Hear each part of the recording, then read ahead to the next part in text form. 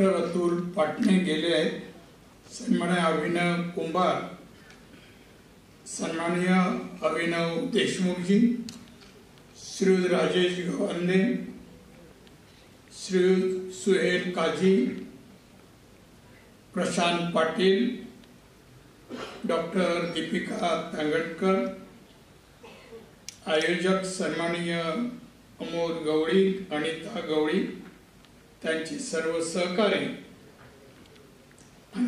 आयोजित सुशासनाचे प्रशासक कार्यक्रम हा आयोजित केलाय। त्यामध्ये जे उत्तीर्ण झाले UPSC परीक्षेमध्ये ज्यांचा सत्कार आहे ते सगळं मान्यवर, त्यांचे पालकवर्ग, त्यामध्ये एक मुलगा आहे सुरुवातीला अंध मुलगा श्री गौरव मालक आई आहे याचे मी मनोगत ऐकलेलं आहे, आणि उपस्थित बंधू भगिनींनो आणि मित्र, हा मनोरंजनाचा कार्यक्रम नाहीये, काही टाळ्या शिट्या, कृपया सिरियस घेतलं पाहिजे, गांभीर्याने घेतलं पाहिजे। आज प्रशासनातील अधिकारी झालेल्या लोकांचा आपण सत्कार करतोय। सत्कार शब्दाला फार अर्थ आहे। सत्कार कोणाचा होतो? त्या माणसाचा होतो, जरूर होतो। तो दिसण्यावर होतो, उंच आहे, कमी उंचीचा होतो नाही, गुणाचा सत्कार। आज या 21 जणांनी मान्यवरांनी परीक्षेला अतिशय मेहनत, परिश्रम, सर्व काही योगदान देऊन पास झाले, आणि ह्या 2 संघटना म्हणा संस्था त्यांचा गौरव किंवा सत्कार करतायत, आणि जमलेल्या लोकांनी त्या सत्कारातून बोध घ्यावा। तर सत्काराचा अर्थ जो आहे तर सत्कारातून दुसऱ्यांना बोध घ्यावा।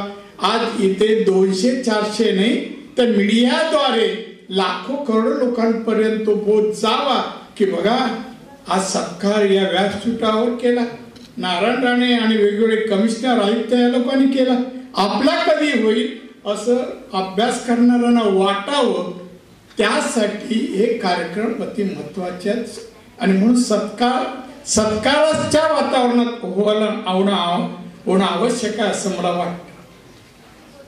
आमच्या बऱ्याच अधिकारी वर्ग आहेत, बऱ्याच जणांनी मला म्हणजे कौतुकच केलं असं आपण म्हणून मी आभार व्यक्त करेन तुमचे, धन्यवाद तुम्हाला लोकांना देईन। मी बरेच वर्ष प्रशासन जवळून पाहणाऱ्यापैकी एक आहे। सलग 39 वर्ष मला झाली मी कुठे ना कुठे पदावर आहे। मुंबई कॉर्पोरेशनला सुरू केलं मी, BSTE केले मी चेअरमन म्हणून, आमदार झालो, आमदार नंतर मंत्री झालो, जवळजवळ 13-14 खात्याचा मंत्री झालो, मुख्यमंत्री झालो, परत आमदार, खासदार, केंद्रीय मंत्री, आणि परत खासदारशी 39 वर्ष झाली। मी अधिकारी पाहिला, अधिकारी अनुभवल्यापैकी मी एक आहे। पाहिला मी अनुभवला, शब्दांमध्ये फरक आहे।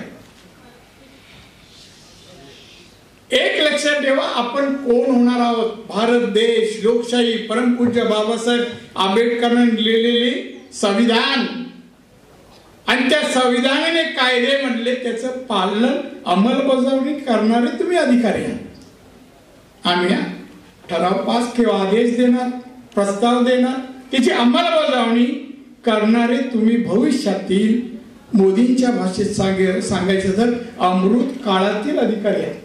अमृत काळातील अधिकारी म्हणजे शिस्त आहे, डिसिप्लिन, पंक्च्युअलिटी, सिन्सिअरिटी, हे 3 शब्द अति महत्वाचे तुमच्या जीवनात। एक टप्पा गाठला, आपण पास झालो, IAS झालो, IPS जे काय झालो म्हणजे सर्व काय मिळवलं असं नाहीये। मी एक दिवशी एका व्याख्यानालाच गेलो होतो, ते व्याख्यान करते नुकते फॉरेनला जाऊन आलेले होते, नेते होते ते, आणि मी नवीन होतो। मी सर जाऊन नमस्कार केला, आणि नमस्कार केल्यानंतर ते म्हणाले काय कसं आहे, ठेवलं तुम्ही दादा दिसत नाही, बाहेर होता का? हो म्हणे, थोडा परदेशात काय टूर वर मी गेलो तर काही देश पाहून आलो. मी कुतूहलाने विचारलं, दादा कसे आहे अमेरिका, लंडन? तोपर्यंत मी पाहिले नव्हते. माझ्या खांद्यावर हात ठेवला, तुला राणे, अरे एवढ्याशा प्रवासामध्ये माझ्या मी तुला जग कसं सांगू. एक गोष्ट लक्षात ठेव, संपूर्ण आयुष्य जरी आपण अभ्यास केला तरी जगातलं ज्ञान आपण आत्मसात नाही करू शकत. त्या मिळवला म्हणून आनंद जरूर करा, सेलिब्रेटही करा, पण आपली मोठी जबाबदारी आपल्यावर येणार आहे. हे देश, भारत, लोकशाहीचा भारत देश, 140 कोटी जनता, याच्यामध्ये आता मोदी मंडळ, मला गुजराती अध्यक्ष होते, त्यांनी मला बोलून घेतलं, राणे तू कापसात PhD केली का? मी नाही सर. अरे तू कोकणातला, तू आमच्या इकडे जळगाव किंवा विदर्भाच्या कापसावर कसं काय बोलू शकतो? मग त्यांना मी सांगितलं कसं बोलू शकतो. 3 दिवस मी नागपूरला जाऊन राहिलो. 3 दिवस 2 एक्सपर्टने बोलवलं. मी साहेब मला या विषयावर बोलायचं आहे आणि मला तुम्ही सांगा, कापसाच्या जातीपासून सांगा, कपड्यापर्यंत सांगा सरळ. आणि ऐकून घेतलं आणि मग दुसऱ्या दिवशी सभागृहात बोल. हे बघ, तुमचं अभिनंदन मी करतोय आणि त्याचबरोबर तुम्हाला शुभेच्छाही देतोय. कर्तृत्वान अधिकारी माझ्या देशाला हवे आहे, माझ्या देशाला हवे आहे. अमृत काळामध्ये भारत 2047ला विकसित देश म्हणून वजनी करणार आहे. मी आत्ताच आलो, मंत्री आत्ता होतो, या वेळेला नाहीये. पंतप्रधान विश्वकर्मा एक योजना जाहीर केली, आपल्याला सगळ्यांनी, महत्वाकांक्षी योजना. मी शेवटच्या मीटिंगमध्ये अधिकाऱ्यांना सांगितलं, हा टेंडर मंजूर करा. 17 सप्टेंबर पंतप्रधानांचं वाढदिवस आहे, त्यामध्ये अंमल झालेली आपल्याला दिसायला पाहिजे. पसायला काय. आणि तेवढ्यात निवडणूक झाली, आचारसंहिता आली आणि दुसरे मंत्री. मी माहिती की बाबा आता 17 सप्टेंबर येत झाली का, एका अधिकाऱ्याने ती रिटेंडर केली.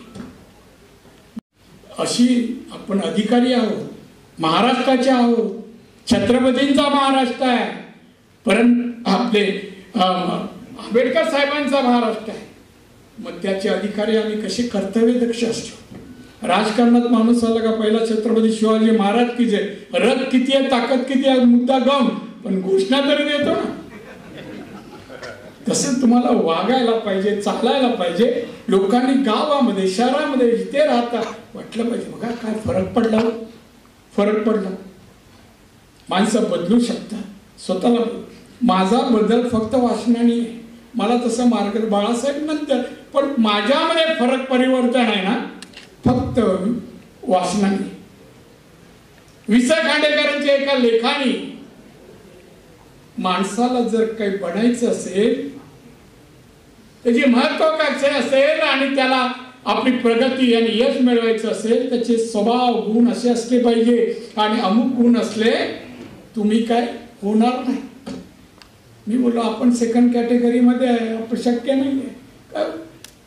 पण मी त्यानंतर समजलं नाही, त्यांनी सांगितलं हे करायचं नाही. लोकप्रतिनिधीला मोकळ्या रस्त्यावर कुठे चहाला, कुठे गप्पा मारत नाही राहायचं. लोकप्रतिनिधी लोकांना हवा असा वाटायला पाहिजे, तसं काम, कार्य, वागणूक करायला पाहिजे. हे आमच्या लोकप्रतिनिधीसाठी आहे. आणि तुम्ही अधिकारी, कर्तव्य दक्ष अधिकारी माझा.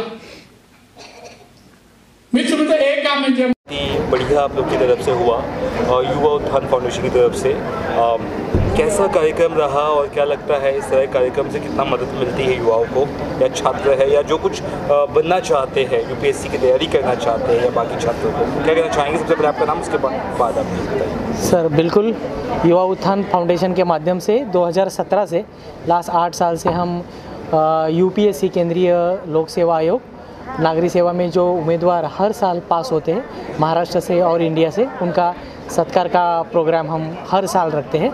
इससे कई सारे बच्चे जो देहातों से, ग्रामीण इलाकों से आते हैं या शहर से भी आते हैं, उनकी एक स्ट्रगल, उनकी अपनी एक स्टोरी होती है, तो वो स्टोरी हम समाज के सामने लाना चाहते हैं। और उनका मार्गदर्शन हो, उनकी सफलता का राज है उनका हार्डवर्क, उनका पैशन। जैसे आपने सुना, कई सारे बच्चे हैं जो नासिक से आए थे, अहमदनगर से आए थे, अमरावती, नागपुर से आए थे, तो उन लोगों को समाज के सामने उनका आदर्श खड़ा करना, समाज के सामने उनको लेके जाना और उनके लिए काम करना, ये युवा उत्थान फाउंडेशन का उद्देश्य है। इसलिए हम उनको स्कॉलरशिप देना, उनको फैसिलिटी उपलब्ध करके देना, उनको किताबें देना, उनको पैसे देना, इस प्रकार की मदद हम करते हैं।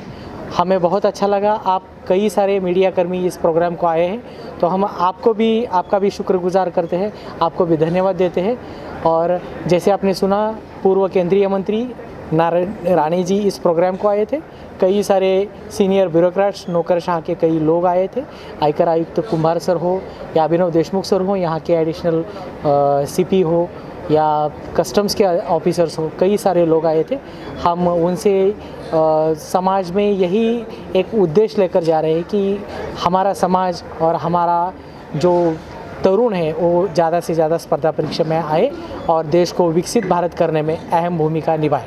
सर, एक चीज़ मैंने देखा सर, नारायण साहब ने जो किस तरह के IAS हमारे आगे होना चाहिए, किस तरह भाषण देना चाहिए, किस तरह का अपने आप को दिखाना चाहिए, उन्होंने एक सबक सिखाया, मतलब एक बेहतर दिशा दिखाया उन्होंने। कैसा लगा आप लोग? राणे सर अपने आप में एक कहानी है आदर्श प्रशासक की।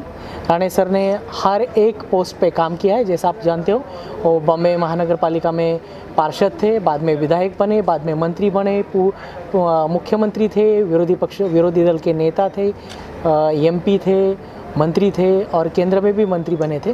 तो इनके थ्रू हम यही मैसेज लेना चाहते हैं कि अगर आपके ऊपर विश्वास हो, आप बदलाव करना चाहते हो, तो एजुकेशन के थ्रू ही बदलाव होगा, शिक्षण से ही एम्पावरमेंट होगा। इसी उद्देश्य से हम काम कर रहे हैं। आप कुछ बोलना चाहते सर? जैसे हमारे योगेश बिराजदार जी है और ये हमारे दूसरे साथी है, ये भी आपके साथ बात करेंगे। नहीं, युवा उत्थान फाउंडेशन जो हमारी टीम है, ये टीम वर्क है, जो हर साल हम एक प्रोग्राम ऑर्गेनाइज करते हैं और टीम वर्क करते हैं, तो हमें बहुत अच्छा लगता है कि हर year, every year we should arrange this programme and motivate the people and student. धन्यवाद। मैं मराठी में बात करना चाहता हूँ। म्हणजे युवा उत्थान फाउंडेशनच्या द्वारे जे UPSC अपेअरिंग कॅन्डिडेट्स आहेत, त्यांचं मनोबल आपण जास्त स्ट्रॉंग करायची आमची इच्छा आहे आणि त्यांच्या स्टोरीजमधून अजून जे अपेअरिंग स्टुडंट्स आहेत, त्यांच्या स्टोरीजमधून मोटिवेशन मिळून त्यांना एक फॅसिलिटी आपण उपलब्ध करून देतो। Thank you sir. जय महाराष्ट्र। Thank you. आप सभी खाने का इंतज़ाम किया है।